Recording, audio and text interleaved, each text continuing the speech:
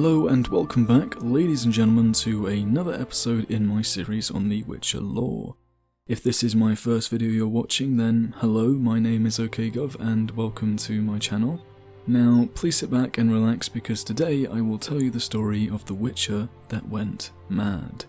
This is a rather obscure one because it's not something that's deeply covered inside of the game, and it's one that I personally feel should have been given a lot more prominence because of how strange it is and because it's something that is quite interesting when you think about the situation and the characters involved.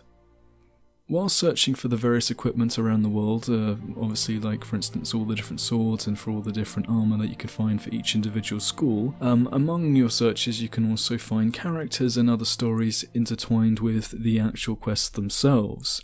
And one of these characters in particular is called Mad Kiyan. I'm going to assume that's how you pronounce his name because it seems the only logical way, so if I have that wrong then I'm very, very sorry, but pronouncing names from a fantasy universe is very difficult as it is. He lies deep in the abandoned laboratories below Novigrad, and the story of how a witcher of all warriors and fighters could ever end up as such a twisted, mindless weapon that he is a curious one indeed.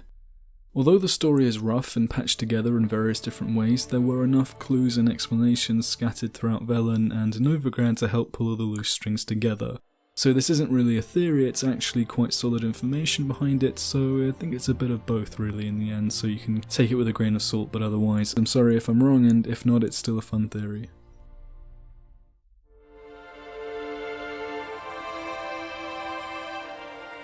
Kiyan came from the Witcher school of the cat. He spent time hunting monsters and taking up the tasks of those befitting a witcher, wandering the land and taking what work he could.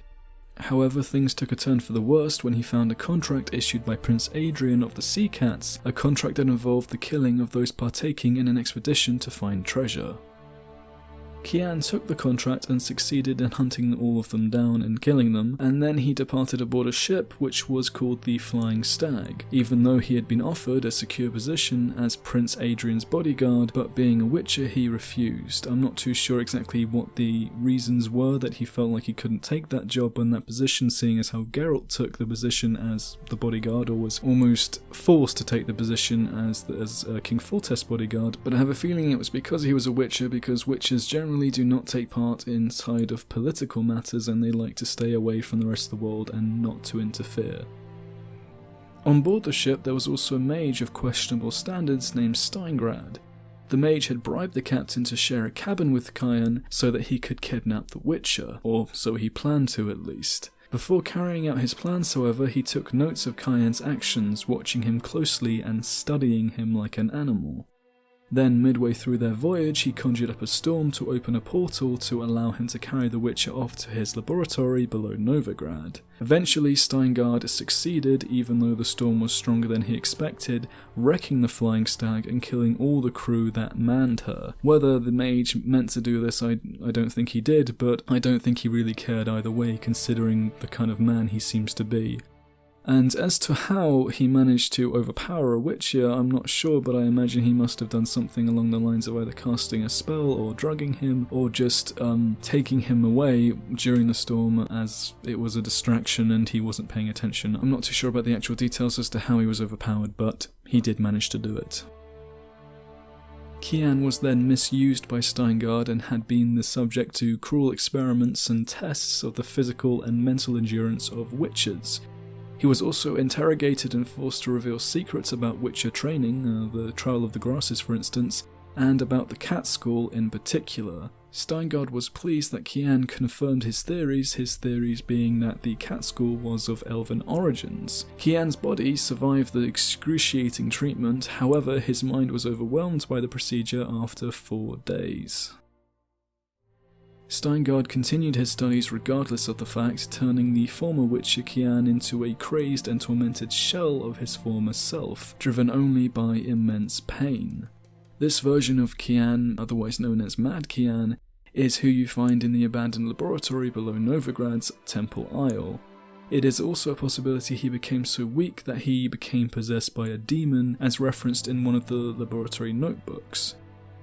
For he is nothing but a shell of the Witcher he once was, only driven by immense pain and the urge to kill all that intrude. And despite being just a shadow of what he was, he is still a serious threat, for his skills in battle remain. Mad Kiyan can even use Witcher signs consisting of Quen, a version of Igni, Ard, and his blows with a moon blade are very fast and capable of causing bleeding. And this is the blade that he died with and the one that he used to hunt monsters and obviously to fight with when he was still alive.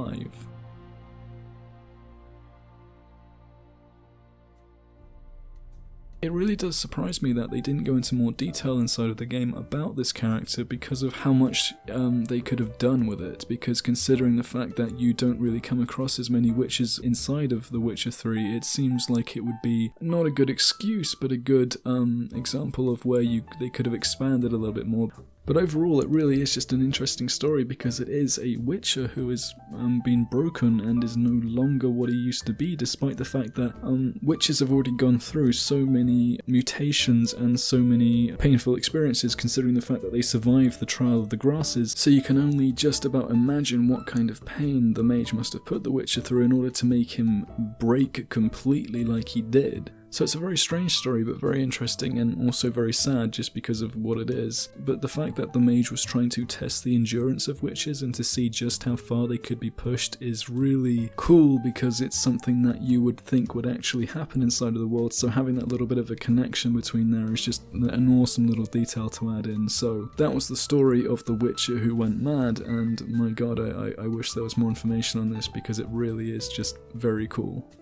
So thank you so much for watching as always, and if you're interested in following me on Twitter, you can find me at Okayguv, and my Patreon is also up and running down below in the description. And please like the video if you enjoyed it and share it around, because if you really want to support the channel then you have no idea how much that really helps. So please do if you want to see this grow and for me to make more videos. So thank you very much, and until the next one, you will go and have a very, very good day.